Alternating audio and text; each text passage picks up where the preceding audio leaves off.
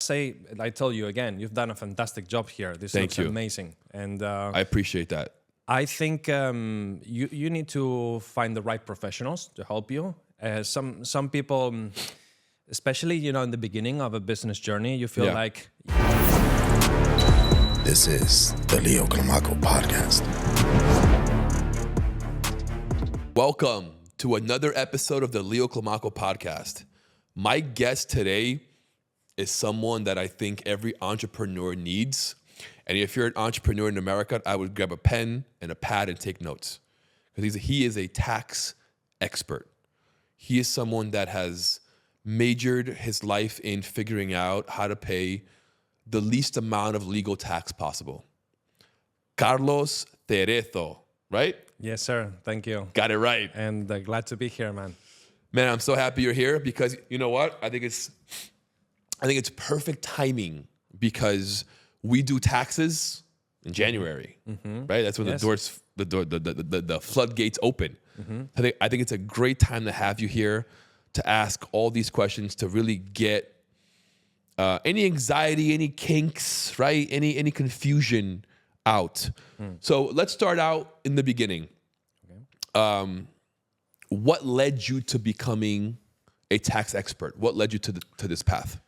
Well, anything related to numbers and languages, I've always been very good at since very early age, and tax planning and financial strategy is one of my favorite areas. I touch other areas also, of course, but this is one of the areas that passionates me the most. But I don't think I could tell you when this all started, really. Since very young age, since I have the capability of remembering and using my brain, it feels like the business passion, finance passion, came as a default setting. That's awesome. It was not one day that I decided I'm gonna become. I like business now. All of a sudden, no, it was always with me. Very early age, when I think I was 7, 8 years old. We were about to play some European football. I'll say European, so there's no confusion. Soccer. Soccer. Exactly. It's a nasty word, right? Soccer. Football was invented in Europe. So. Yep. But anyway, so when I saw the football there, all of my classmates were probably thinking about playing. But, I was looking at that ball and thought, if this ball costs 300 pesetas, our old currency in Spain, if I sell 1 million balls, then that's 300 million pesetas in revenue. Wow. Like I was that already was your thinking of revenue. Process. I had been seeing on the movies, on TV, and That's really interesting. Wall Street from Michael Douglas and Charlie Sheen, the first Wall Street movie. That was, I really wanted to be that Gordon Gekko guy. Definitely. It's like Wolf of Wall Street. Yeah, well, that's also a very nice movie, but I think Gordon Gekko, that character, oh my God, I that really made me very excited, and it just felt right, I really believe in fate. What do you think? You believe in fate? Yes. I heard this scientist say once, we are already dead. Everyone is already dead. Correct. It just hasn't happened yet. Exactly. So people Amen. often think that they own and make their own decisions. But in the end, if you think about it, what decision did you make? None. That was a recent thought or a methodology put into play? Didn't you feel like it just felt right to do things? Correct. You didn't know why. You didn't have an explanation. It was a download. You just did it. Yes, right? exactly. It's kind of like that. I saw that type of movie, those type of movies and things, and I thought this feels right. So yeah, that's how it all started, really. I love then that. eventually, of course, the path has been a rocky path, ups and downs. But eventually, I did find the perfect services to sell to clients. Always following one of the best things one of my mentors taught me. I've had the chance and honor to meet very wealthy people back in my home country in Spain. I'm talking about hundreds of millions of euros in net worth. And one of them said to me, you need to build businesses on something people need or something that solves a problem for people. If you manage that, then you have a successful business, because it'll be something people automatically will feel they need, and you don't even have to almost sell it, right? Right. So I thought, bless you. Oh, excuse me. It's all right, man. I was trying to hold it in. It was coming, and I couldn't handle it. I'm sorry. Oh, no worries. Excuse me. We're human, right? So taxes, accounting, bookkeeping, this is something every company needs, because you need to be organized. Yes. You need to know what taxes you pay, what Yes. taxes you can avoid also. Right. So I really found a very good business to do. And that's one of my multiple businesses, because in the end, I have a business structure where my holding company owns all my business assets. All the different subsidiaries do different businesses, and the biggest one is this one. It's incredible. I love how I can tell already you're very structured, you're very disciplined, you're very systematic. Everything I'm not. That's so. Well, we can put a solution to that. I am disciplined. I have some structure, but I have zero financial structure. Well, I must say, I tell you again, you've done a fantastic job here. This Thank looks you. amazing. And I appreciate that. I think you need to find the right professionals to help you. Some people, especially in the beginning of a business journey, you feel like you can take over everything, and you feel like you're the king of the world. But it's okay to get help from professionals and consultants, because they will guide you. They will take you straight to A to B instead of going A to A. 1 through 3, 4, 5, right. until you get B. So yeah, that's definitely the first step always, to find the proper help and then get you to land a strategy. How many companies do you have? In total, 12. 12. That's my whole structure. Yes. You have 12 different companies. Wow, it's incredible. Not all the 12 companies are operating businesses. Got it. I have holding companies, operating businesses. Understood. Asset companies. Understood. For example, one of my main assets companies, Hard Assets. Hard Assets basically invests in the stocks, crypto, savings accounts, holds cash and equivalents. It's so you opened up a business just for that? Yes. Why is that? For tax purposes? No, that's more related to asset protection. Got so it. The main pillars of the business I have is, of course, tax planning and legal tax avoidance, but then you have asset protection. And people don't really think how much you can achieve with this type of strategies, because what do all business owners do? They have a successful business, and then they start buying, I don't know, say it's a restaurant business. They start to buy commercial properties to open more restaurants, and they have everything in one company, and they don't realize that if the business goes to shit, sorry for the expression. No, you curse all you want. Yeah? Okay, cool. So if this goes to shit, like, you lose all the assets you have bought. So how do we, for example, structure for restaurant business owners? They always have this holding company. Holding company is always the number one requirement. The trust, right? Well, that's not a trust. That's not a trust, okay. Trust is basically Champions League level. Got it. When you have very important things to protect. We're talking about multi-million net worths. Got it. Tens of millions even. So holding companies is the number one key for any business owner. You can be small business owner, medium size, okay? So the holding company is like yourself. Instead of you owning personally your businesses, you have a company owning your companies, okay? What does this do? It applies a double layer structure. That means there is 2 layers to get to your private person. You're very protected from any liability that happens inside of the companies. And also, it allows you to get fantastic tax credits when you get dividends to your holding company. Because say you have a holding corp, holds all your corporations, right? Okay. And there's corporation 1, or maybe LLC 2, whatever. So all your businesses, say they have paid all the business taxes, the corporate taxes. So you're gonna get all those dividends tax-free in your holding company. If you take the dividends out to your person, they're gonna get taxed at personal level. So that's why holding company is key also, because you get massive tax deductions and credits for the dividends. Then you contribute to other companies. So when you contribute share capital, that's a non-taxable event, right? So that's how you move money around between your businesses. Instead of taking out a dividend, tax it at personal level, then you finally contribute it. There is a non-taxable event also, but you have paid out the toll for the dividends, right? Very interesting. And diversification, because for a restaurant business, going back to that case, you have, say you have the holding company, you have, for example, LLC 1, that's the operating business. That Right. one runs the restaurant. But then you have LLC 2 that owns the commercial properties. So owns that real estate and rents it out to the operating business. Got it. So what happens there?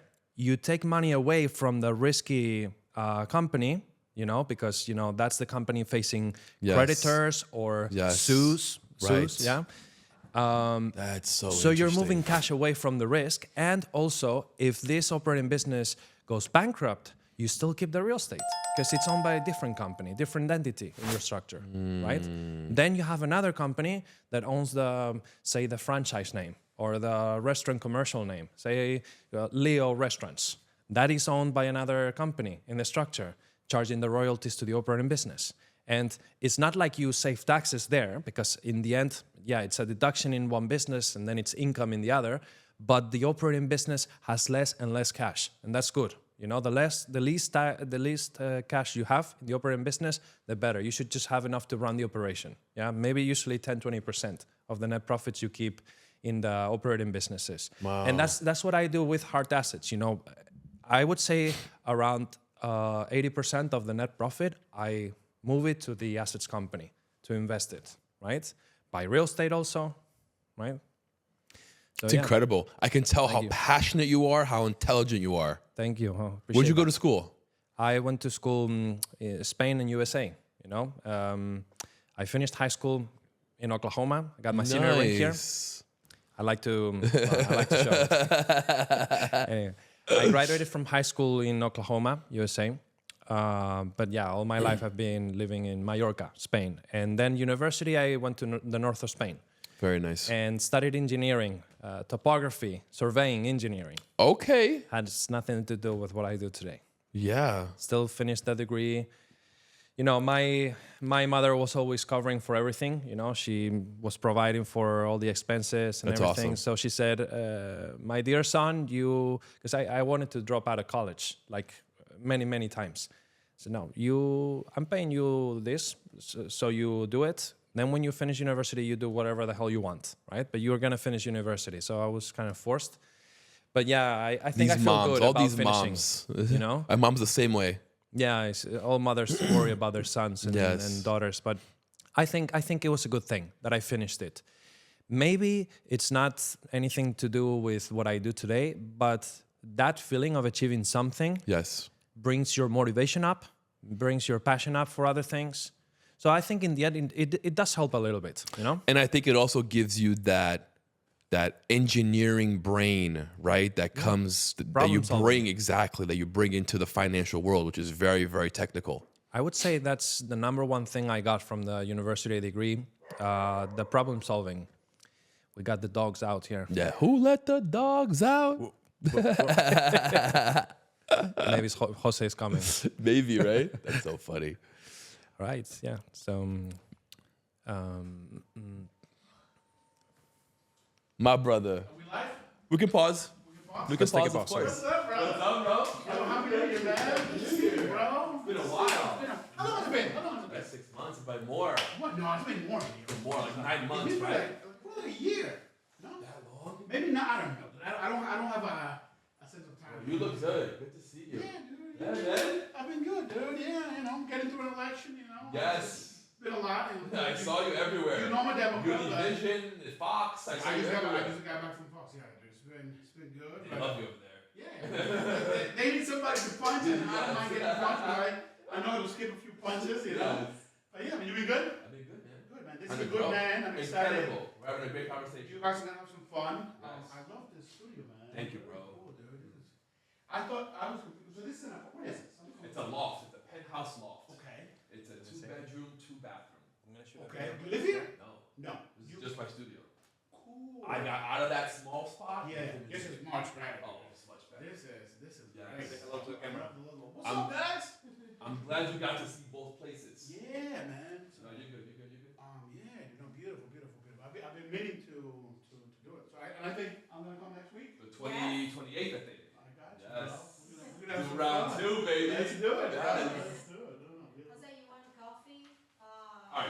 Yes. Oh, I heard that these companies make a lot of money. Yes. Actually, the Oh, prop money. really? I've heard it's a big business. Really? Yeah. I love having this here. People love touching it, looking looks at real. it. It looks real, right? Okay, well, I can tell the paper, but no, it's pretty. I mean, visually from the camera, Yes. it's like real. Yes, exactly. That's why it's there, baby. All right, let's do this. Let's do it.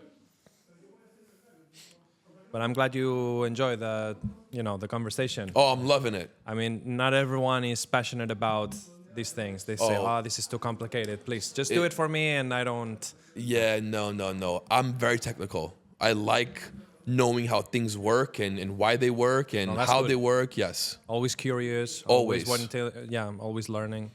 That's a nice mindset, I think, in my opinion. Yeah, I agree. It's that need to want to know how things tick.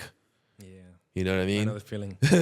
Like I was that kid. I have an IT background. Okay. So Nice. I was an IT manager and IT director for a very long We will time. have good conversation there probably. Yes, I exactly. have a tech company also. You have a tech company. We'll get to that. That's incredible. You're like a Swiss Army knife. I would say I think financial and technological. Those Yeah, two yeah. branches. Well, and investment. Well, real estate. I'd Right. say. And you've probably merged the two in like fintech somehow, right? Or no? Well, yeah, it depends because it's not only one company doing technology. One is hard soft tech. We develop AI business solutions. For example, one thing I'm super proud of, we are one of the few companies doing phone AI agents, like the ones that call you or receive calls. Yes. Sounds like a person. Yes. I even have some content on my Instagram, talking to it. Really? People can see. That's incredible. Sorry, someone's It's okay. calling. No worries.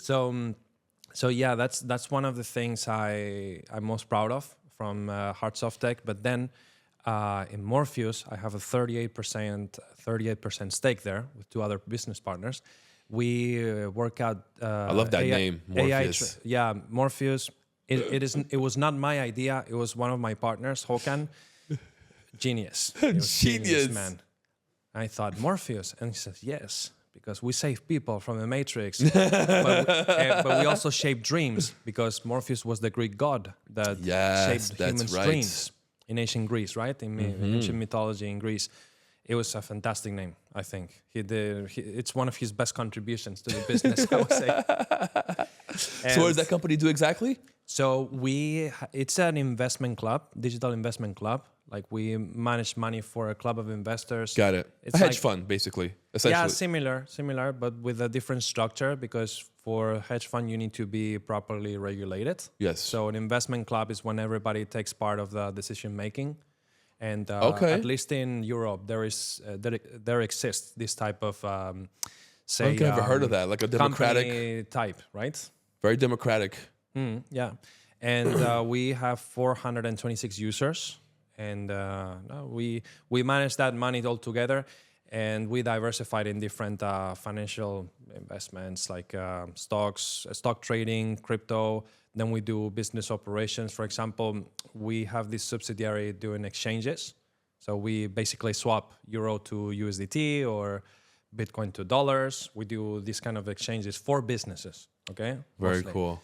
So Through a platform. We use my own developed AI trading algorithms. And we developed a fantastic stock market AI trading algorithm. And this algo is one of the other things I'm most proud of. That's incredible. It's very difficult to program this kind of programs. But Yeah. we did. I did it back in 2019. You code as well? You code, you program? Yeah. I have. I'm not I'm not an expert in programming, but I know quite a bit. And but then afterwards, you want to delegate and you want to For sure. have real programmers doing Yeah. everything to make sure everything's good. But yeah, I started programming it myself and then ended up delegating all these tasks to the tech team. So yeah, that's what Morpheus does. And we are now just starting to commercialize the software. Now people can actually lease it for their own use. Wow. So they open their own trading broker account. We set it up for them there.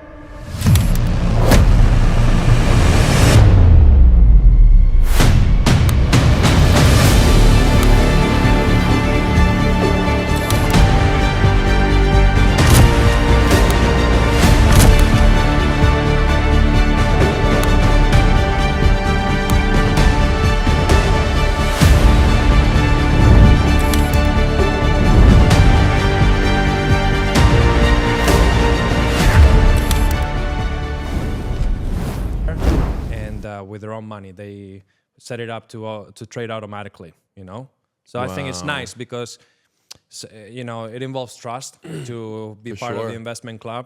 But this other way, you don't really need to trust that much because you are in control of the money, the movements of the money, everything. So for some people, it's better. Other people not. Normally the people with more capital, they're like, look, I make my life simple, right? Right. But these other smaller investors, $500, $1,000, they're really gonna enjoy this. That's so cool. Because then at the same time, you're part of a club, a group, right? And it's automatic. It's AI. It's doing it for you, right? There's no monitoring. There's no you having to wake up at 9:30 to go check the stock market's open or not. Always adding up. Yeah. That's crazy. Yeah, we have something good going on. And my hope, my partners, we still need to be on the same page. But my goal is that maybe someday we can maybe sell this group of companies for, whatever they offer us, if it's reasonable amount. So my plan is to actually, one of my dreams is to sell these algos to maybe financial institutions or maybe if they want to rent it. But you need to be known first. Right. Right now, nobody knows who we are or what our algo does. Right. As I said, 426 people use it, including ourselves. We are clients of our own, platform. That's great. We invest with it, and we really, I've seen some other platforms where the same owners don't have anything invested. It's kind of like strange, but we are very invested in what we have made. So yeah, that's more or less about it. What about you? How did you end up doing this? Like you come from IT as well. Yeah. So my dad is an audio and visual engineer, and he used to build studios and clubs and things like that. And I began my technological passion at a very young age. I used to take things apart, put it back together. I was always that kid. And then I began into IT. Did audio and visual, did IT. I worked for 4 different billionaire families, and I was their one-stop IT shop. I was basically their go-to person. They'd call me at 3 a.m, at midnight, issues. I controlled every piece of technology, from their kid's iPad to the system on their plane, to their networking on their yacht, to all their homes and their lighting and their shades and everything. Very stressful job. Extremely stressful job. I got to a point where I got tired of making them wealthy and them rich. I wanted to go make my own money, make my own wealth, right? Well done. So I began my entrepreneurship journey. At that same time, I was getting married, and my wife is she's a licensed board certified behavior analyst. She has the license to modify kids' behaviors with autism. Wow. Yeah, it's quite a mouthful. So at that time, I had began 2 companies, 2 e-commerce that didn't work out very well. I was just testing things out, trying things out. And her and I got together and we said, let's build our own agency. This was about 6.5 years ago. And today we have a thriving agency in New York. We have a contract with the Board of Education of New York. Nice. And we support their kids in home and in school. So I have a staff of, 50 people in New York, therapists, supervisors, operation people who basically handle my whole company for me. Cool. It's really cool. And we go into the school, into the home. We have therapists who work with kids 30, 40 hours a week. They're there every day helping these kids learn and develop and evolve. And then we do programs where we help the parents out. And now my goal for this year is to expand to Florida. Is to have an agency here in Florida. Yeah, why not? Yeah. So having this company brought me to a new status in life, gave me some money that I didn't have before. And then I began a little passion projects here and there, right? I had a stuttering issue. I couldn't speak. I couldn't speak. I had stage fright. I was so scared to speak in front of people.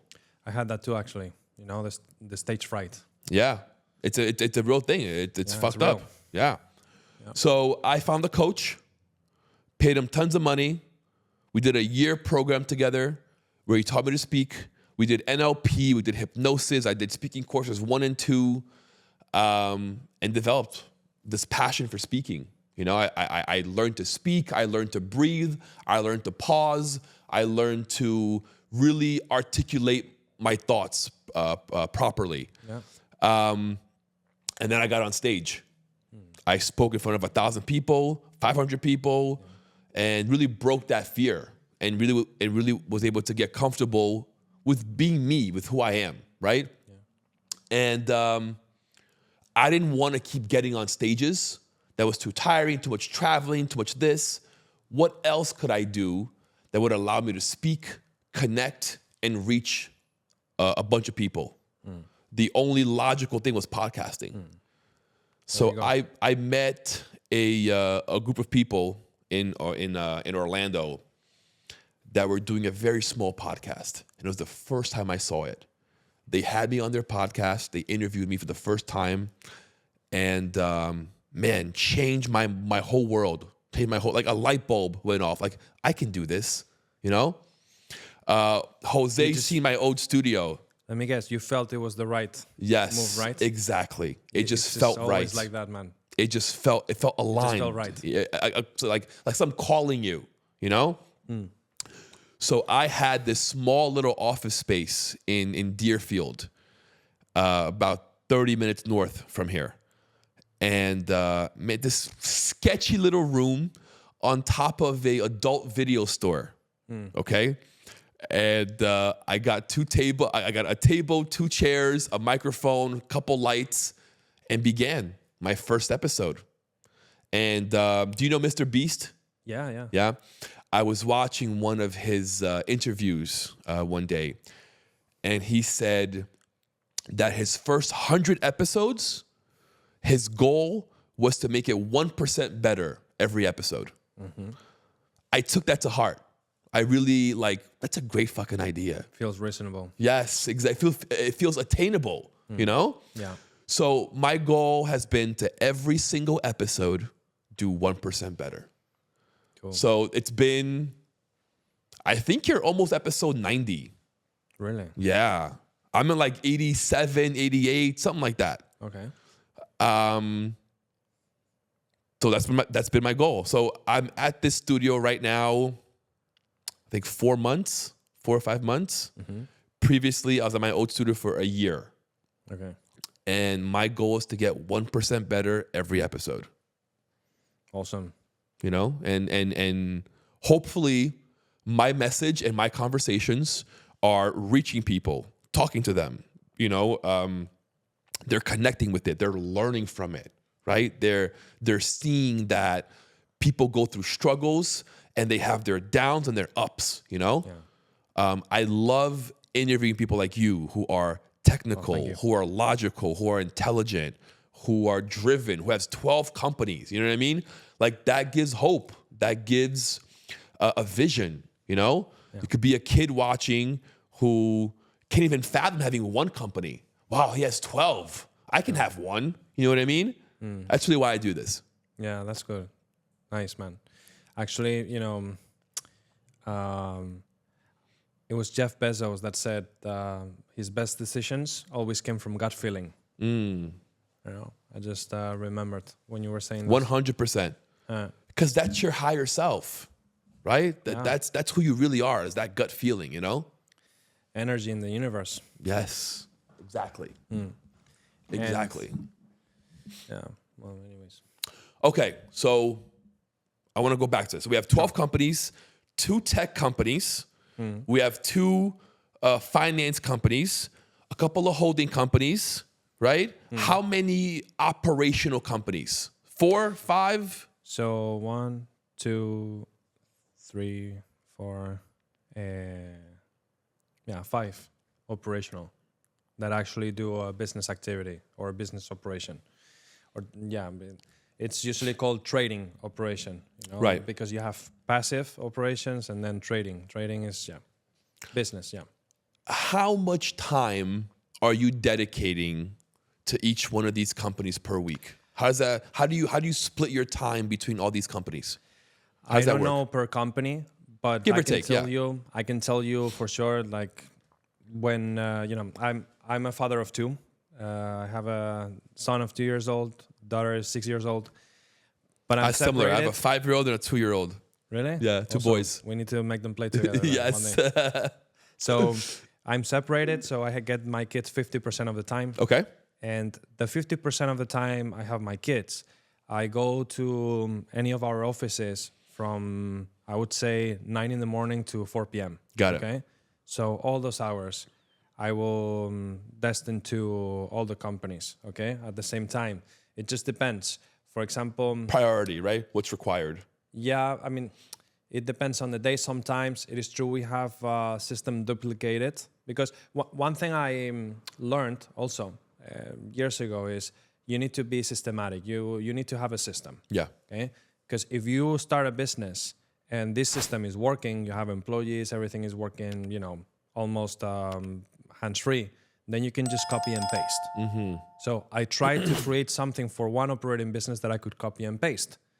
And in the end, basically the staff structure is very similar in between companies. For example, administration assistants. All Right. companies have this.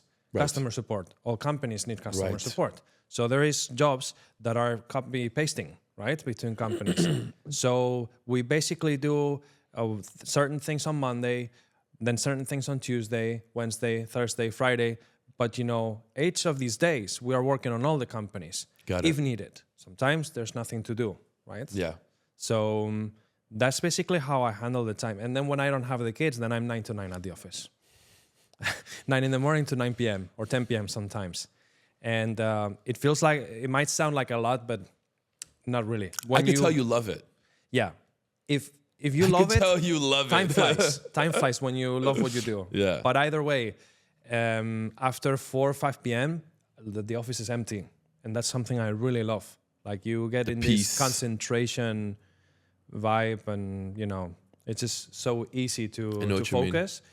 And you take your pauses, you know? Okay, well, I feel like I've been for a long time now sitting down. I'm going to get up and go have a coffee, for example. So you take these 5-10 minute pauses, or sometimes if some of my employees are staying late also, then we play table tennis, for example. Nice. We have a table tennis at the office in Sweden. So that's how much time I spend in the business. You live in Sweden? Well, I cannot say I live somewhere because I'm always moving around. Okay. But yeah, I would say Sweden is... Where are you bouncing from to? yeah, exactly. Because that's where my kids go to school and everything. Okay, so your kids are in Sweden. Yeah. Got it. Okay. So In the cold weather, yes. you have a house in Sweden? Well, I don't own it. I rent You it. rent it. Got it. Yeah. But, And in Spain also. no, in Spain, actually, I own real estate in Spain. Okay. Like the family, we own real estate.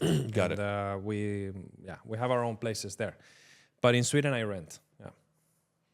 Would you say you're in Sweden 9 months out of the year? No, I would say 6. 6 months out of More the like year. 6.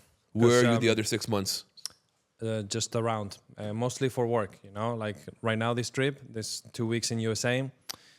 Then in February, we'll go to Mallorca, to my homeland. The thing is, since 50% I don't have my kids, then I can be anywhere I want. It's true. So I you try to freedom. be outside of Sweden, really working on the, you know, in expanding the businesses. Sometimes maybe leisure is not really often. Yeah. But for example, in November, I went to Montenegro for the first time in my life. Nice. How was It's that? a very beautiful country, you know? And this trip was purely pleasure or leisure. Yeah. Went to this 5-star hotel in Podgorica at the capital. Nice. And it's unbelievably nice and cheap, Montenegro. I really freaked out. It's perfect, you know? Good quality and low price over there. But anyways, that's one example of leisure. The rest of trips is working, like right now, you know? Yeah. Let me ask you a question. You have an AI company, Yeah. and you have tons of employees.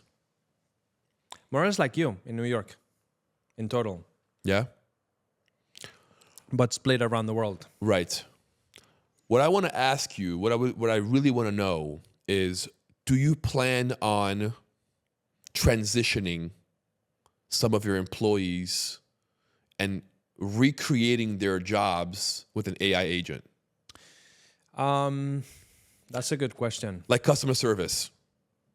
So You already have a company that does voice. yeah. Right? So Like- I'm gonna explain to you what's in my mind, as a goal. AI works automatically, of course, but Yep. you will always, at least by nowadays, you still need a person making sure everything is working.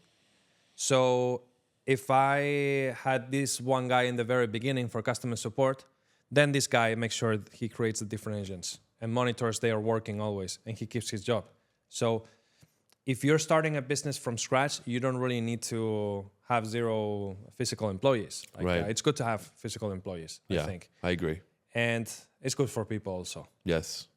And it is true, some people are very qualified. And AI might have all the knowledge you want, but you also need to have this, how do you call it, this chemistry with, AI phone calls might be handy, but it's not like talking to me or you, Right. for example. If Right. you talk to your clients on the phone, don't you think they will feel different than to an AI agent? Of course. So that's why I think you don't really get rid of human employees. You need them for different purposes. It is true, big companies or big corporations, I have clients that have even hundreds of employees, okay? In these companies, it makes more sense go the other way around, because you have 100 employees, for example, maybe you just need 60. So that's a big, jobs Huge. cut. And this 40%, 40%, less employees, yeah. just to put some numbers on the table, taking into account what people make in Spain. Spain average salary is like 1,700 a month, euro. Okay, average in the whole Spain. So that's what you pay one employee. That's a lot. And that's before Social Security cost. So after Social Security cost, sorry. So it's basically costing the company $2,200 in total. So they can pay $500 a month to us, and we put an AI agent versus $2,200. That's how much money they would be saving. So what is that? It's a lot. That's 17, right? Mm-hmm. So 1,700 multiplied by 40. That's how much money that company saves in a month. Almost 80,000? Oh, no. I think 17 times I'm sorry. No, wait. 40. Well, yeah, actually, yeah. I would say around 6 figures. Yeah. Yeah, low 6 figures per month. That's crazy. So, yeah, it depends on the case, It's very, very interesting. What do you think is going to happen with the world when these agents are everywhere and they're taking jobs away? I think it's going to happen. And also, to your other point, right? Because we're here now, right? I remember a time when people were so embarrassed to get on their phone and talk and do a live. Yeah. Now everyone's doing it, Yeah. right? Yeah. Do you think we'll get to a place where we're not going to care to speak to a human and we'll be okay talking to a robot? I believe so. Yeah. I think in the end, you get used to things. Yeah. It's almost like unconsciously you get used to it. Think about it, what you can do with a phone today, with an iPhone. And when you were a crazy. kid, like, it's unbelievable. Unbelievable. Imagine as a kid, someone had told you, hey, you're going to go video calling from your phone with someone, you're in Brazil, someone in Spain.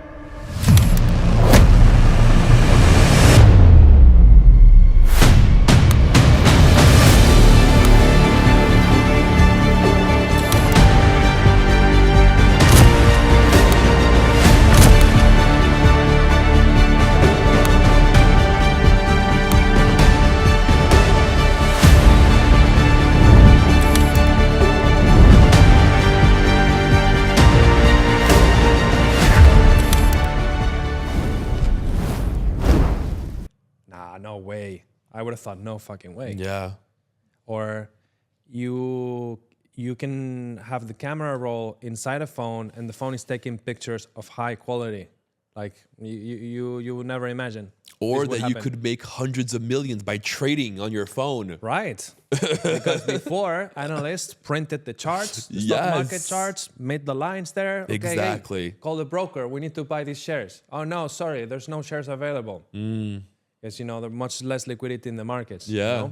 So, yeah, we need to buy 5,000 shares. No, sorry. I don't have anybody selling these 5,000 shares. Now, everything is growing, and then everything becomes more systematic. But yeah, I think unconsciously we will get used to it, back to the main question. What do you think about crypto? I think crypto has a good reason to exist. Yeah. But if you knew who's behind crypto, maybe you would have a different opinion. Do you know who's behind crypto? I don't know who exactly. I've been told who's behind Bitcoin and... So you're telling me you know who Satoshi is? No, I don't know. Okay. I don't know. Nobody knows. Only less than 10 people in the world know who it is, basically. But yeah, it's if you are familiar with the stock market, stock market is hundreds of years old. Yes. The first stock market was in I think it was Amsterdam, right? In Brujas, in Belgium. In Belgium. Area. Yes. Brujas, we call it in Spanish, this city. There was this house, they had a sack of coins, and that was the stock exchange. That's why it's called in Spanish la bolsa, the Yes, bag. in Portuguese too. Exactly. A bolsa de valor. A bolsa de valor. Bolsa de valor. So that was hundreds of years ago, and they created this originally to capitalize companies, okay, because Yes. they needed money. So they thought, okay, let's let people buy into our companies, so we get more cash, we expand the operations, then we will just split profits with them, Right. with the dividends. Right. So that's how it got born. Now, inside the process, then one genius guy said, yeah, but we know what's happening inside the company, and I don't know. So maybe we can, use this privileged information, manipulate the stock price, make people lose money. So then we buy our own shares at lower prices and accumulate much more net worth. So many pockets were funding a few pockets, basically. And this, my friend, is how the world works today. Not much has changed. 95% and the 5%. 95% of the wealth is from the top 5%. And it's because there's this much amount of money in the world. So not everybody can be wealthy or rich. So yeah, it's changing pockets, the money. So the crypto market, it was created for the same purpose. Really, like that's the real purpose. Even though it has, like a beautiful reason to... So it's basically a facade. Yeah. Yeah, like everything else. Decentralized. Exactly.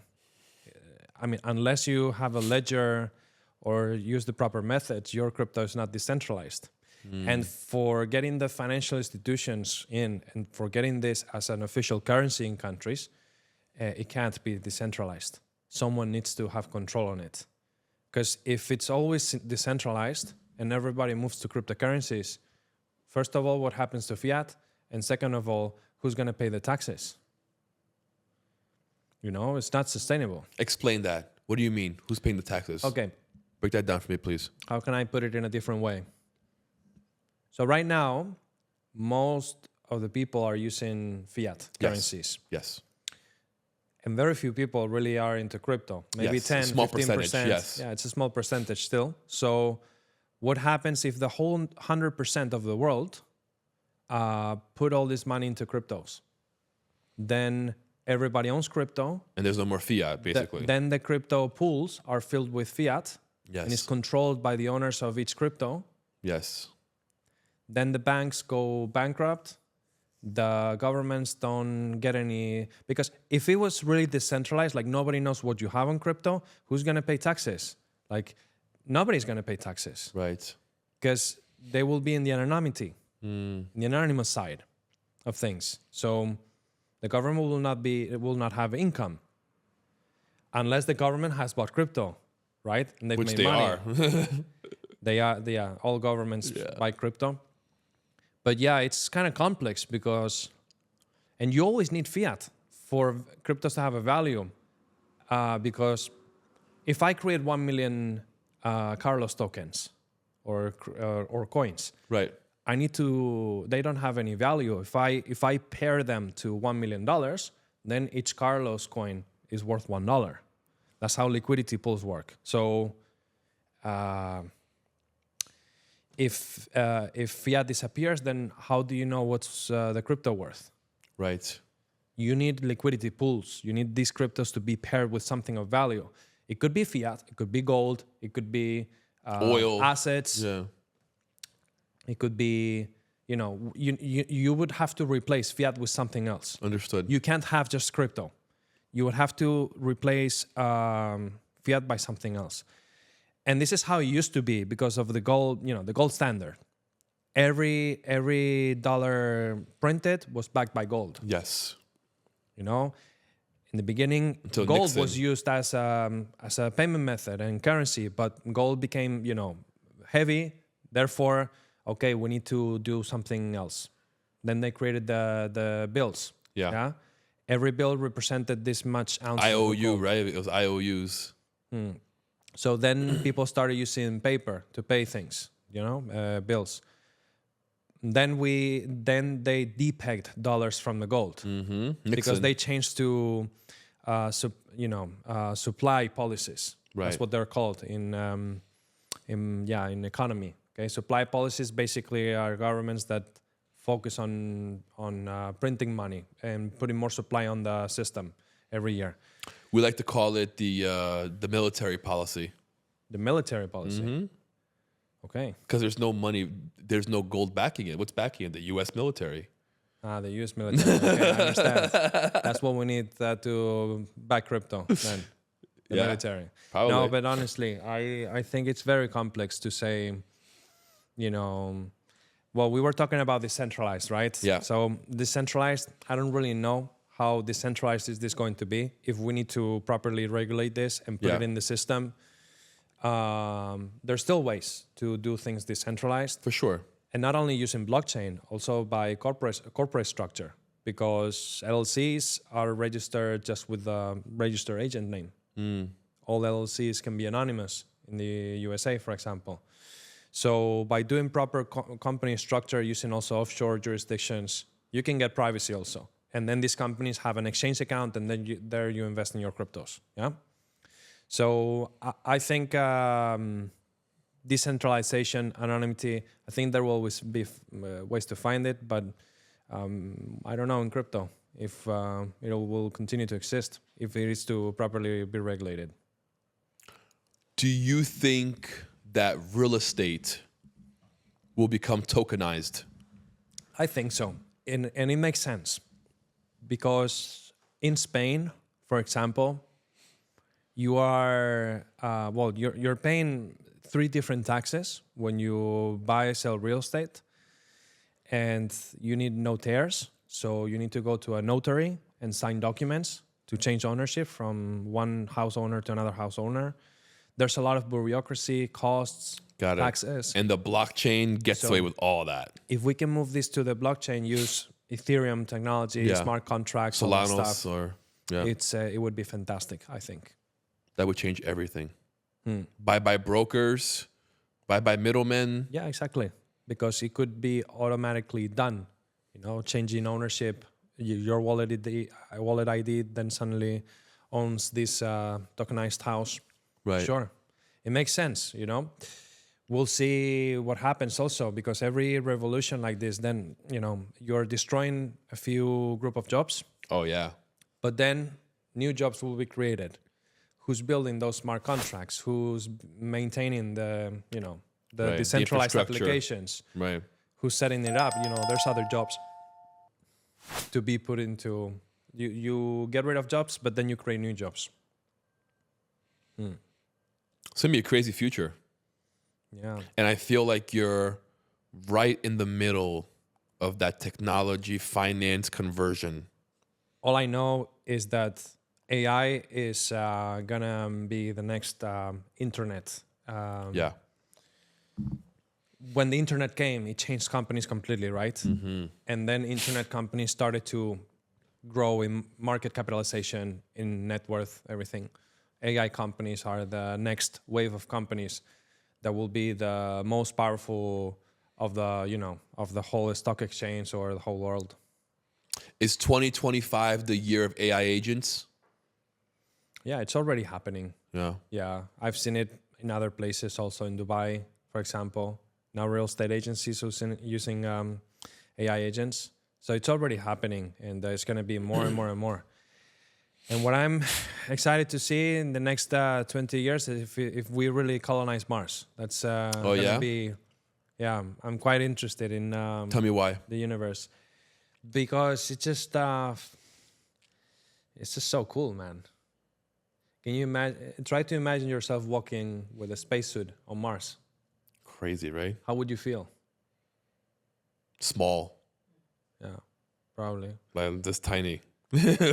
Imagine you were floating in the middle of space, in the middle of nothing.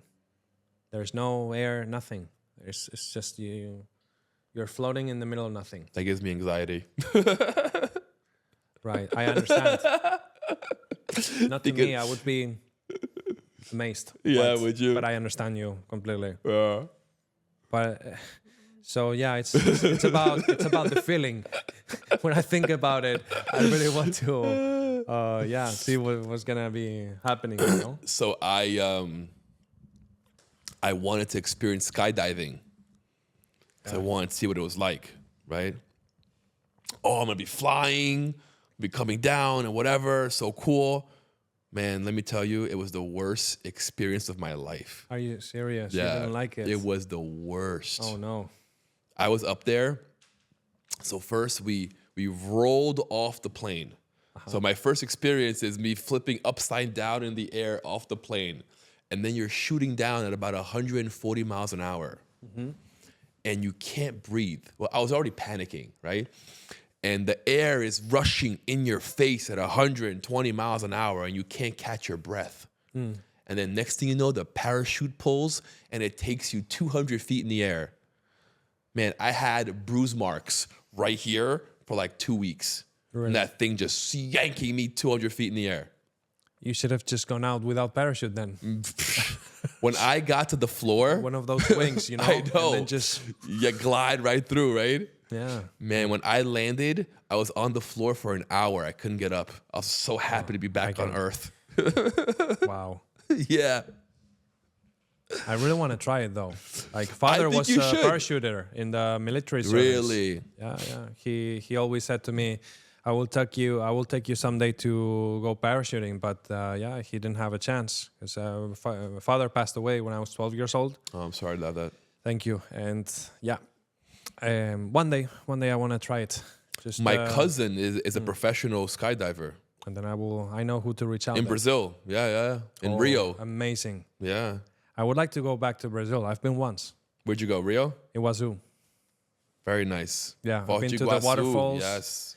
And it was an amazing experience. Then to Ciudad del Este in Paraguay. Yes. We crossed to Paraguay. But Iguazu was incredible. Man. Incredible. It's such just, power.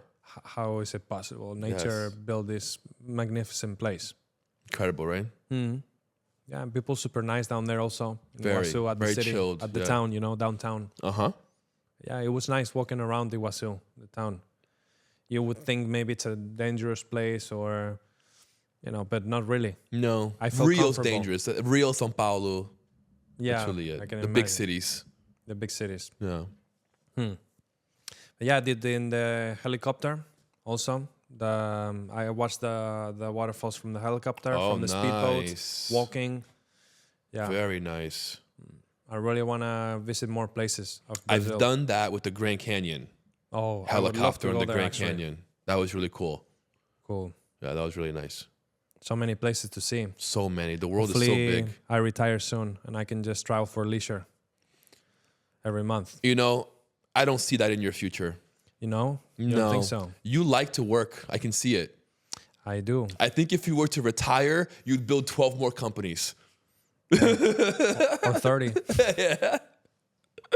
But yeah, no, I must say, I love to work. Yeah. Even my business partners freak out sometimes. They're like, how can you work so many hours in a row? Well, maybe we shouldn't be business partners. Maybe we need to be like me. Like, oh, no. Everybody's how yeah, of course. Say to yourself whatever you want. Fool yourself whatever you want. But if you both work like me, then we would be multi-billionaires right now.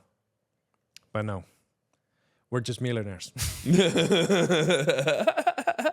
Hey, not a bad place to be. Not a bad place to be. Not a bad place to be. Could be worse. Well, I opened my first company in 2020. In 2020. Okay. Yeah, so it was not long ago. Which it was is true. Before that, I was self-employed. In Spain, we have this self-employment status. You pay a monthly fee, and then that gives you right to invoice and get professional income. Got it. Yeah? But you get clients. Yeah, you can get clients. You send you can issue invoices, and then would you that be have like deductions also. like a 1099 here? I would say it's it's like I don't know, because the U.S. tax code is so different to the Spanish tax code. Yeah. But which one's worse?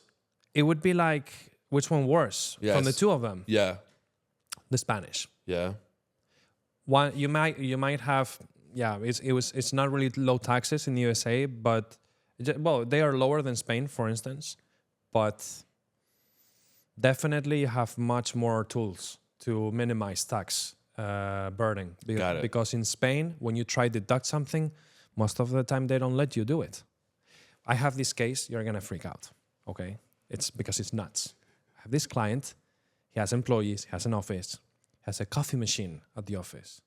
So he buys coffee for this machine, and his employees can take a 5-minute break and have a coffee, right? Right. He was deducting €80 per year on coffee cost. Tax authorities sent us a letter that it was not allowed as a deduction. Really? €80 deduction in 1 year. That's crazy. It's fucked up. That's fucked up. So we had to do a proper analysis study, because we have, in Spain it works like this. Our clients, they kind of like let us use their digital certificate, it's called. That's how we log in officially under their name to notifications, letters from the tax the tax authorities. So they will send a notification, and we, the consultants and tax lawyers, we open these notifications for them, for the clients. Makes sense. So we open this notification and we So see you're the this. agent, basically. Yeah, exactly. And then our clients just focus on the business side, which is good. I think that's what they need to do always. Yeah. And we take care of that burden of talking to the inspectors, the agents. Makes sense. From the authorities. So we were talking to this. Yeah, but this expense is not really generating more revenue. It is not related to selling a service. So why would you deduct it? The inspector said. So we thought, okay. So we did many pages, like a full study of many pages on how the coffee is bringing up productivity in all the employees. That's incredible. And that's 27.83% of, increased productivity because we have that coffee machine at the office, which is an invented number, by the way. I really hope they're not watching. They don't understand English normally. But anyway, so we almost made up that number, almost. Like we did a super full study. Here's the but this doesn't prove. Well, you wanted to know if it generated more revenue. It generated more productivity, therefore more revenue for the company. Yeah. So you need to allow this as a business happy expense. Employees. You need to allow this as a business expense. So eventually, that's crazy. Eventually, they allowed it, but they will go.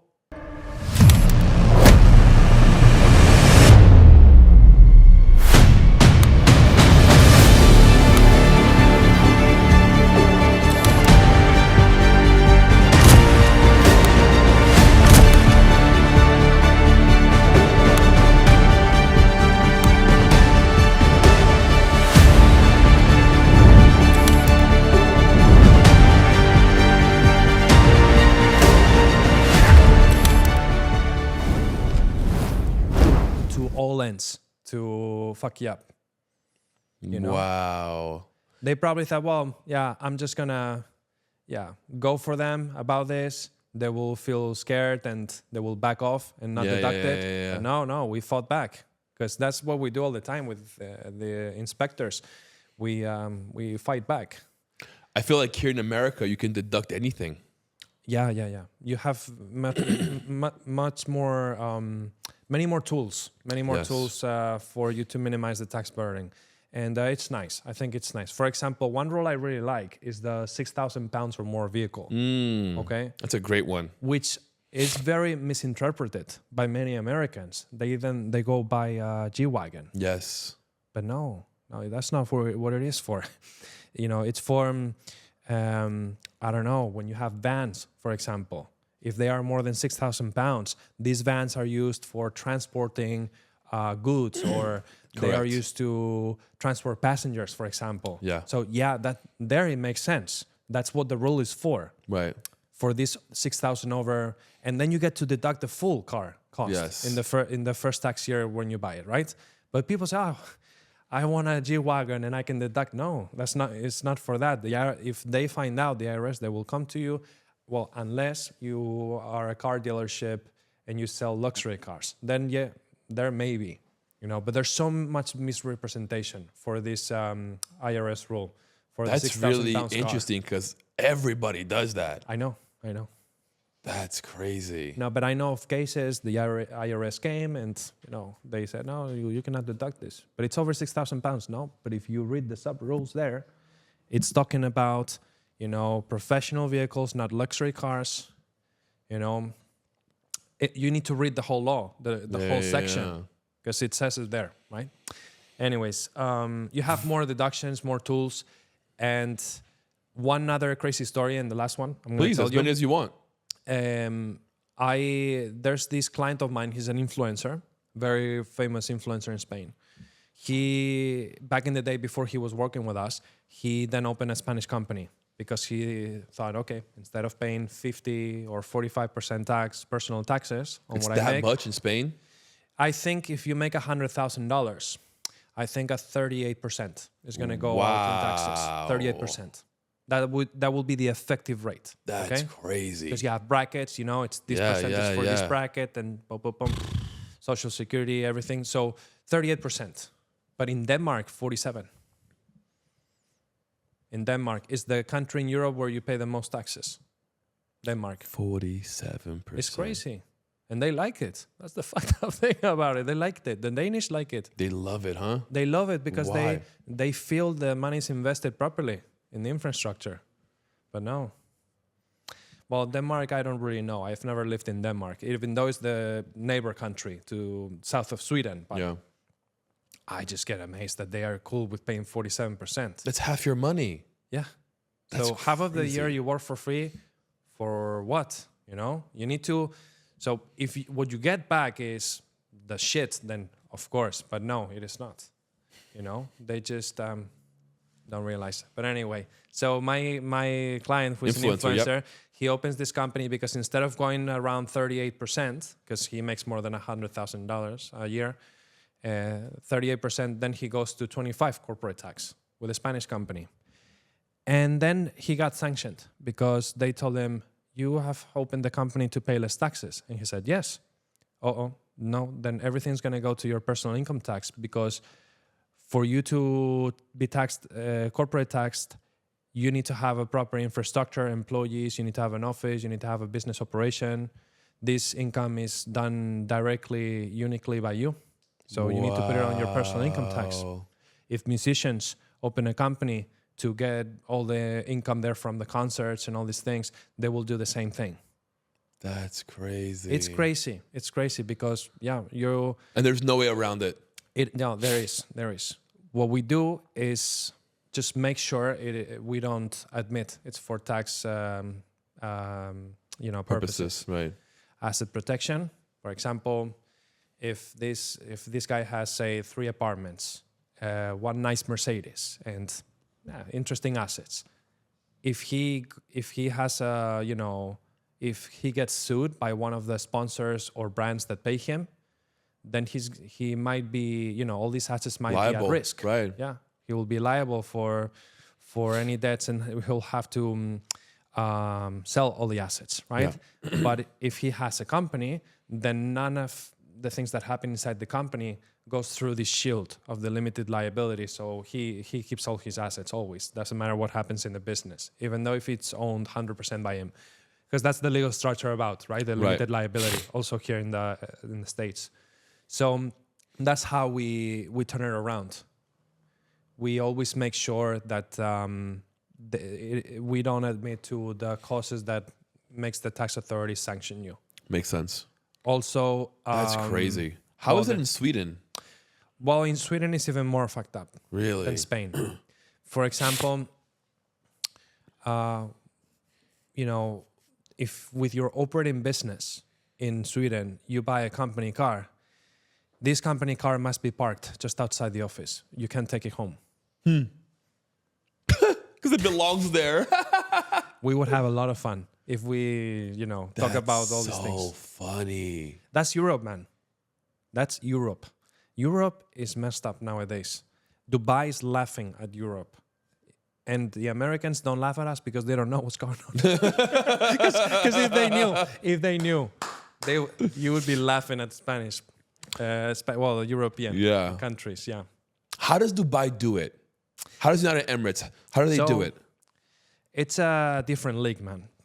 The Saudis, the Arabs that found the oil in the desert, they just have so much money. They are the richest people of the world. Yeah. You know that, right? They sit on trillions of dollars. Okay? Elon Musk, supposed to be the richest man in the world. Nuh-uh. Yeah. 400 billion. These guys sit on trillions of dollars. 1 trillion, for people who don't know, 1,000 billion, right? Anyway, so I actually was told, you know, I have pretty cool contacts in my network, and they tell me very interesting stories. Okay, for example, Prince Mohammed from Arabia Saudi, he was in Monaco, and then he fell in love with this big, I don't know, 150 to 100 feet yacht. I don't know how many feet, but it was super, super huge. One of those like massive ones. Massive, okay. And then he fell in love with this yacht, and then he went then tell one of his assistants, please go to the city, find out who owns this yacht. 2 days pass, the boy comes back. It's owned by this multi-billionaire. Okay, I want him to come eat lunch with me. They eat lunch. They said, I want to buy your yacht. Nah, it's not for sale. What do you mean? I'll give you $300 million euros in cash right now for your yacht. What? You can't do that, no? Send the boy to the ATM, to the ATM, bank? To the banks with 6 or 7, black, 4x4 cars. They bring to the yacht the $300 million in 300 million euro in cash. Wow. Buys the yacht for 300 million euro. 500 euro bills. Yeah. Wow. These guys, and what do you do with that? You take that. Where do you go with that money? Where am I going with this?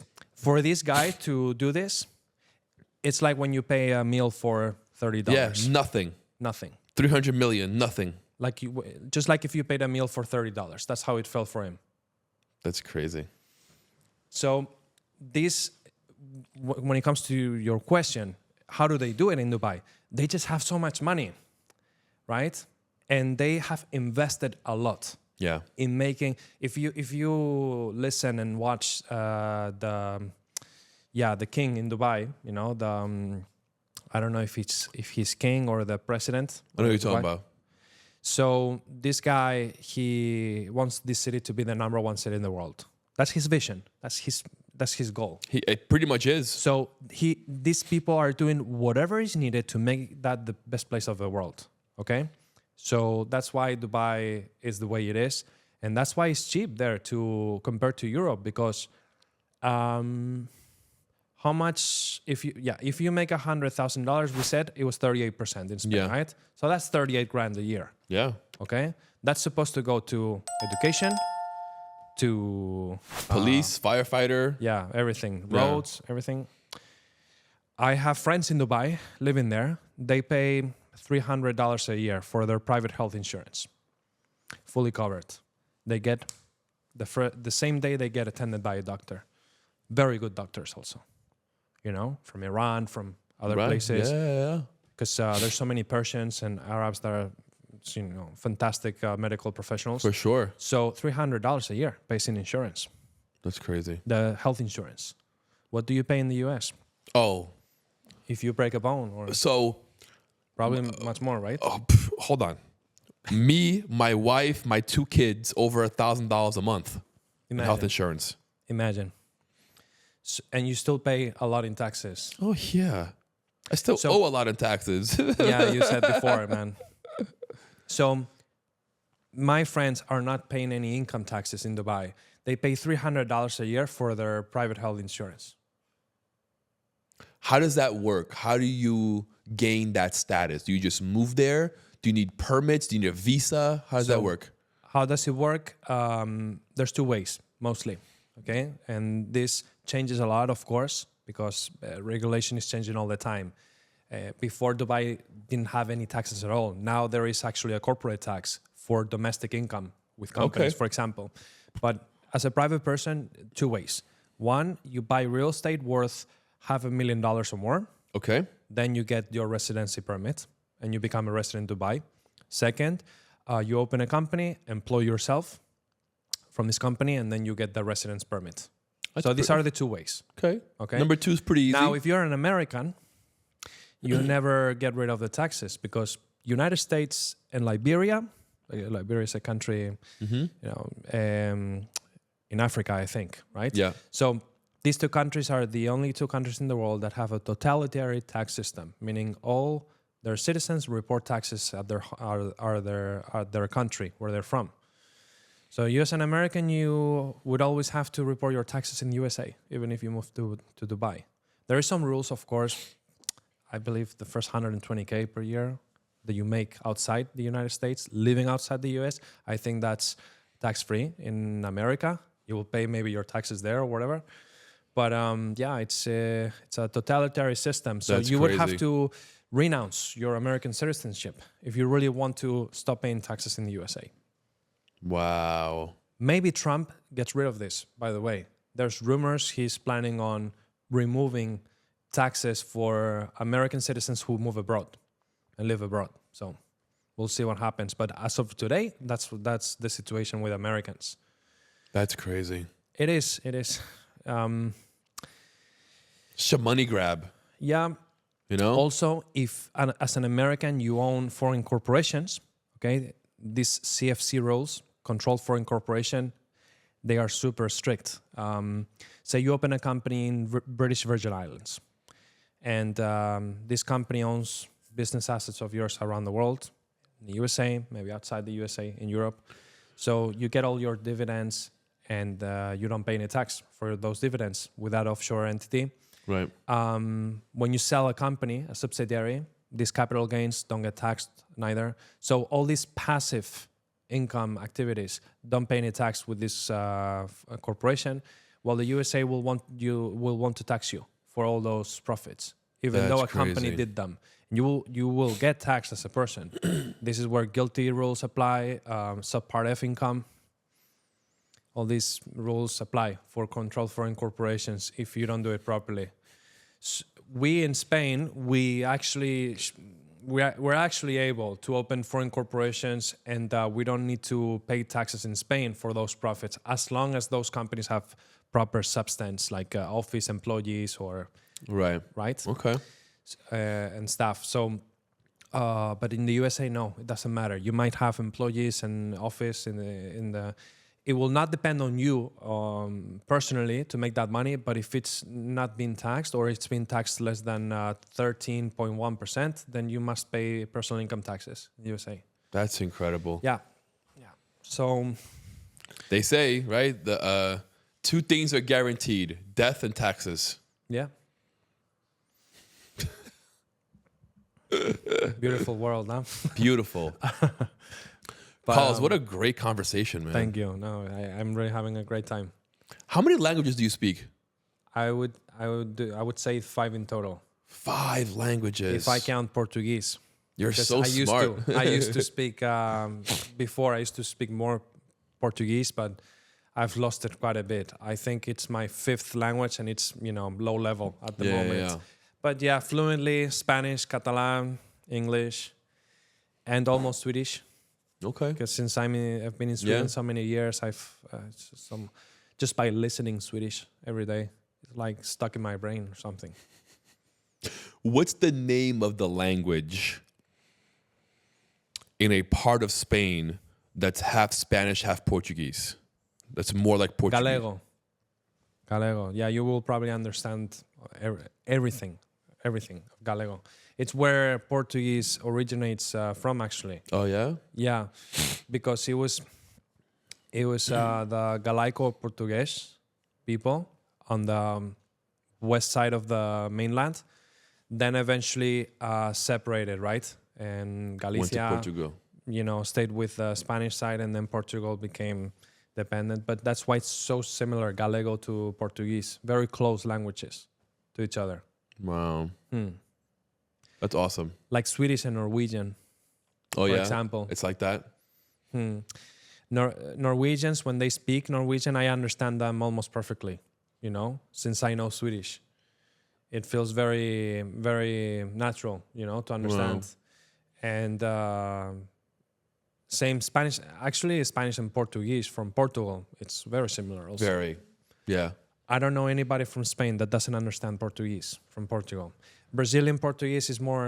A little different. Yeah, it's more complicated, Yeah, to understand because it's... Yeah. The it's accent's different. Developed much more, right? Yeah. Maybe because It's a lot of the more people distance. speaking it is what it is. Also, Yeah. more people speaking it, it develops even more. But the fewer people speak a language and the more isolated it is, the less it changes. Correct. One good example is Icelandic. It's 95% Old Norse, the language of the Vikings. Really? The Vikings language is what they speak in Iceland today, still. Yeah. Wow. They even put on a podcast like this. They put a Danish, Swedish, Norwegian, and an Icelandic guy. Language professors and experts. Yeah. And they were putting on screen texts in Old Norse, in the Vikings language. The Icelandic guy, he was understanding all of the... And you could actually see his face reacting to it, like he...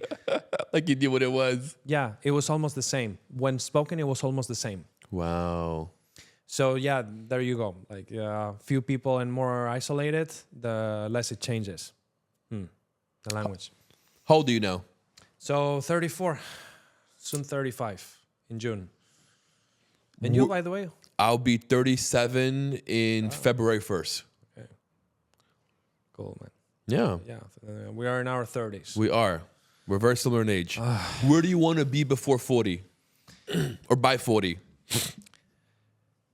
I strongly believe by 40 I should have sold all my operating businesses. And then I can see that.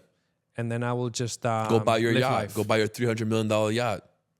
I don't think I will ever do that, I don't think I will ever do that. Whenever I want to go on a yacht, I will rent it. Yeah. Much cheaper. It just feels better. Like, one thing I would own? An airplane.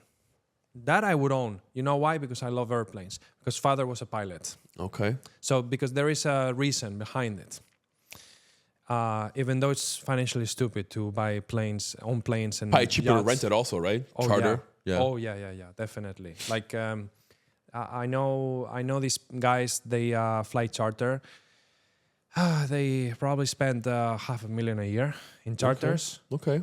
Quite a lot, you might think, but if you own a private jet, it's gonna go to 1.5 million a year in maintaining this. All costs included. So it's actually a times 3 in cost.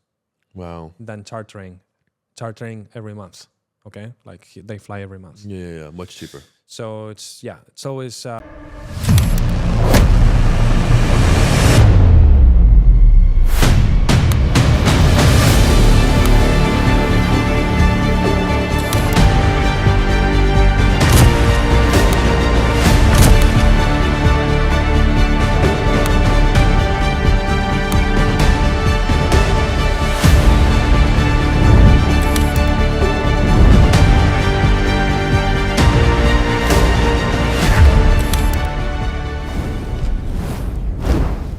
third of the smarter. price. Yeah. Because that 1 million extra, I mean, You can do so much with it. you can do so much with it. Yeah. Of course, there is a point. You are maybe Jeff Bezos or these guys. Yeah, right. When you're at this point, then of course you don't care anymore. Right, but his jet's probably a tax write-off, no? An Amazon plane. And they buy these things Right? for free, basically, because they don't have any cash under their name. They have shares. So you've probably heard about this all the time on the internet. You know, Yeah. people talk about how they collateralize their shares of Amazon, Tesla, Yes. etc., to loan money and then buy the things they buy. You know, when you see these, I don't know, Jeff Bezos just acquired a property for $50 million. It's not him having the cash and buying it. He's taking, borrowing money and buying this property. But not at personal level. They have their own companies to buy the real estate also. You know, they don't own anything under their name. They just own the shares of their holding companies. Warren Buffett as well. Yeah, all the wealthiest people. What in the do world. they do when they need cash? They basically go to the bank. They say, listen, this is how much equity I have. Okay, this is how much my shares are worth. And their shares are worth, hundreds of billions, right? So for them to borrow $50 million, it's a joke. They get different treatment in the bank, okay? Because course. when you become a high net worth individual, you're an important client to the bank. You're loaning huge amounts of money. They're making very good interest on it. They treat you. They even pay you lunch, and you may. Yeah, you may owe to the bank hundreds of millions of dollars, but they are happy. They're happy with it. Yeah. You would think, oh my God, hundreds of millions in debt. That's so bad. No, they get free lunch, free water bottle. They get free everything. They love it. Say, when would you like to loan more money? So you're $300 million in debt. How would you like borrowing 50 more? That's how they talk to them. It's so funny. When you owe 1 million to the bank, then you're fucked. They say, when are you paying back this 1 million? They say to you. It's upside down. Yeah.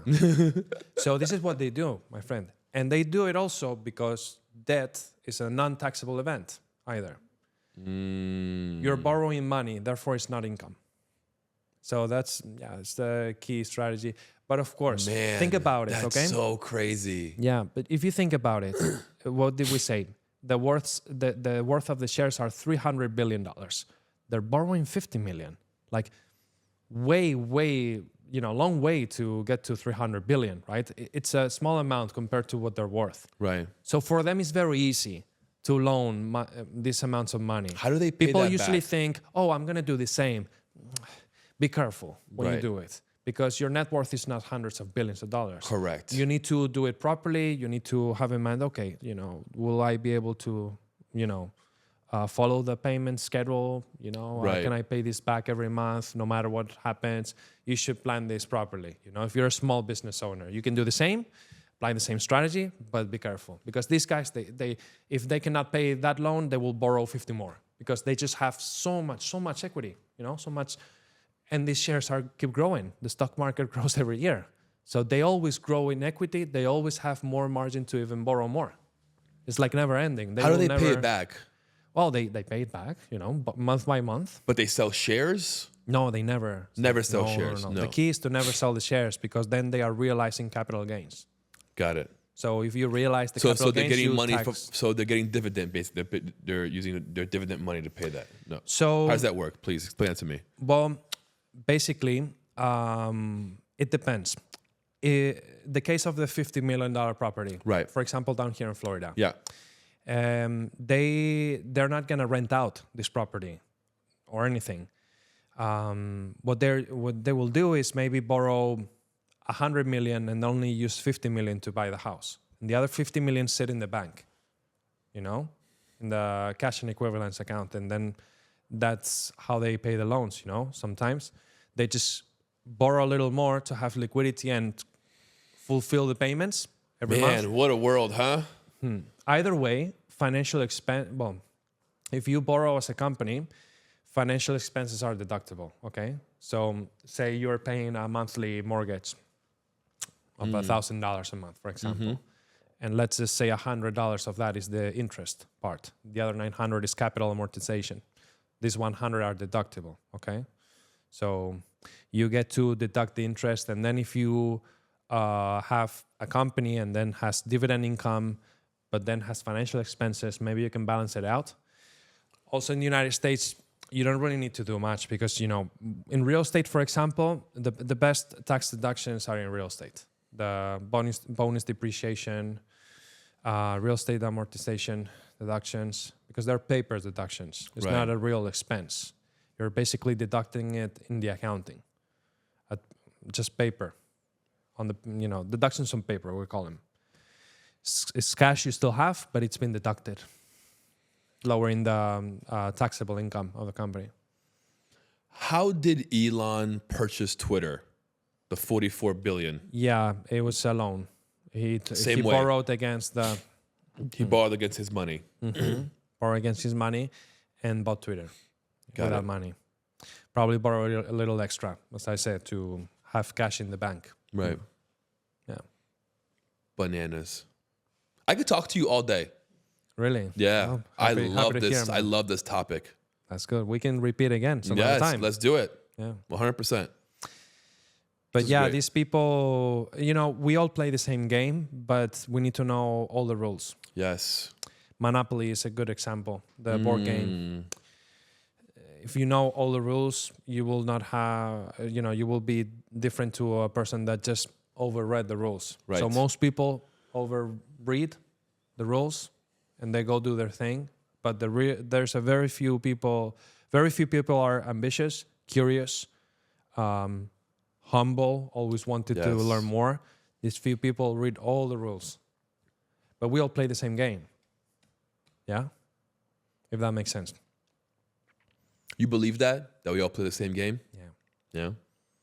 You don't think they're these mortals? Jeff Bezos, Elon, they're humans. They're not gods or anything. So if you think about it, they're just people. Yeah. But of course, some people are born to do certain things. Other people do other things. Right. Yeah? So there's people that maybe have been born just to have a simple life. Nothing wrong with that. Nothing. It's respectable. And there may be firefighters and administration assistants. Teachers. Whatever, yeah. We need these people also. And it's totally cool that they do that. But these people will never become businessmen because they just don't have that default setting. Right. But then there's other people. Normally you feel it when you're very creative, when you get isolated from the rest of people. I don't know if it's happened to you, but when I was a kid in school, I handled rejection like crazy. Like they called me a weirdo because these guys wanted to play football, and I was thinking of those revenue numbers. I was very interested in Egyptian mythology, Greek mythology. I was very big passionate of history. They're like, you like to read all these books? You're a weirdo. I was into geek. black holes and quantum physics. Exactly. When, businessmen and entrepreneurs usually have they use the brain differently. Yeah. That's how you tell if you're a business person or not, because normal people do regular normal things, yeah. But the people that build big businesses are crazy as fuckers. We're very because think about it. I want to become a multimillionaire. What? Are you crazy? That sounds impossible. Yeah. To most people. Right. That's impossible. How are you going to be a millionaire? No Most way. people never met a millionaire. Exactly.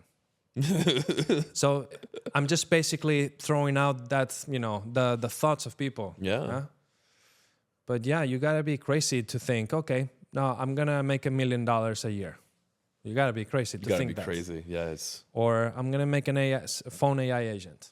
You got to be crazy. Like how, I don't even know how to build a website. How am I going to build that, right? This is what a normal person would think. They would limit themselves. Right. So if now you have don't believe things in like limits, Bolt that you just code, you just tell a prompt and it builds the site for you. Oh yeah, nowadays it becomes so much easier. Yeah. So nice, right? But yeah, that's what I've noticed. Since I'm a young boy, the different mentality between people. Carlos, what is your hope and expectation for humanity? Where do you see us? Do you see us figuring this shit out, or are we going to destroy ourselves? If I think logically, we are going to have to leave this planet at some point. It is not sustainable. You know, it's not that the world is overpopulated yet, which is another crazy thing. Everybody's saying the world is overpopulated, right? Yeah, it's really not. No, because you can fit all the people that exist in the world in the state of New York. One floor. You fit all the people in the world. Wow. In the state of New York. That's crazy. That's how much space all the people in the world takes. Wow. So it's not really not a lot at all. It's not really overpopulated, but of course, if we actually if everybody really goes for family and, you know, having children like before, 4-6 children per family, then yeah, you know, we would grow exponentially, even more exponentially. There will be a moment where there's no more space for more buildings, more humans. If that was to happen, the weather will change. The climate will be different. It will change either way because it's another big topic, right? Climate change. Right. It is not fair to say that it's purely human-made, climate change. Right. Because the climate changes. The climate changes automatically. Yeah. Like 13,000 years ago, there was a great flood. Yes. Everything was flooded. Yes. 13,000 years ago. Yep. How long has this planet existed? Billions of years? Mm-hmm. So, okay, 13 years is just nothing. Nothing. Like that. So, 13,000 years ago, the world was flooded, you know? Then the story of Noah and the ark and stuff, okay? But it's actually something that really happened, you know? This universal rain that flooded the world. There's much geological evidence to support it. So, if you're telling me 13,000 years ago the world was flooded, what's going to happen here in 13,000 years? Something else will happen, right? Yeah. Just because that's the cycle. The Those dinosaurs. are the cycles. Yeah, exactly. Nothing lasts forever. They were here for and that's the beauty of 300 million years, the dinosaurs. Mm-hmm. Yeah. And then one day, boom, a rock hit the earth, they're all done. Yeah. Yeah. So you think Mars is our future? And other planets. Yeah. And I can tell you, this is just, I guess, yeah, I cannot say for sure. Obviously, we cannot predict the future. Right. Unfortunately. But I believe the next $1 trillion companies, like $1 trillion in revenue, okay? Mm-hmm. That doesn't exist yet. But the $1 trillion revenue will come with companies that are actually mining asteroids and things like that. When we discover new materials out there in space, in the universe, that are more resistant, we find elements that do not exist in our periodic table. You know, those companies will be $1 trillion revenue companies. And that will be the next business trillionaires. Yeah? Because right now we are in the hundreds of billions, the top 10 of businessmen. Mm-hmm. So, yeah, the multi-trillion-dollar net worth individuals, I think they will come when we go out to space and colonize planets. I can't wait for that. The company that, I'm going to throw it out there for everybody, if somebody wants to do it. The next company that manufactures human spacesuits for Mars citizens. There will be companies producing spacesuits, and you will buy them for you to walk around Mars. Wow. There will be new type of companies. And Elon Musk said that's happening very soon. It's happening like in the next 30 years. He said by 2025 we would have 100,000 people living in Mars. That's like we will be alive, my friend. You realize? 2025? No, 2055. Yeah. 2055. 2055, sorry. So that's 30 years from now. 30 years, yeah. So wow. we'll be in our 60s. Yes. So, Yeah. If that gives me happens, goosebumps. 30 years from now, we're doing another podcast to go talk about it. Remember when we talk about 30 years ago. Yeah. Cool. Carlos, incredible, bro. Pleasure meeting you. Same, man. Great conversation. Hopefully first of many. 100%. I'm very proud of you. Congratulations Thank on you. all that you do and what you've accomplished. I can see that you are passionate about this. I can see that you're extremely intelligent and you're going to help a lot of fucking people. Thank you. That's what I've always focused on, providing value. I think that's what successful business is about. When you stand for good, proper values and when you provide value. Yeah? Yeah. Yeah, that's. I think it's always the key. So always work hard on following that line. And I appreciate your comments, man. And I could tell you work hard. I could tell you work hard, bro. I do. I have. All of us work hard, you know. Yeah. That's also one of the main differences between regular people and business people. Yeah. Again, nothing wrong with working people, of course, but we businessmen work a lot more than employees. Because we need to do exactly the same things, but handle the pressure of being open for business, handle the pressure from creditors. Yes. You know, having the lawsuits. weight of having employees and, you know, being accountable for all those people, you know, making sure that they get paid. Yeah. It's a different game. So Yeah. but yeah. Phenomenal. That's your camera right there. Look at it. Tell the people where they can find you. Your Instagram, your Facebook, your TikTok, your website, your companies, your course, whatever you got. So our main website for the tax consulting accounting firm is hbctaxstrategy.com. Then you can find me on Instagram, Carlos Hart Official, TikTok, Carlos Hart Cerezo, and also on YouTube. But I think between TikTok and Instagram, you will find the most content and the most videos. And I'm actually making a real vlog about this trip. Yeah. I was watching it. Very cool. Thanks, man. Yeah. So yeah, if you want to follow what we've been doing around here, then you can follow there.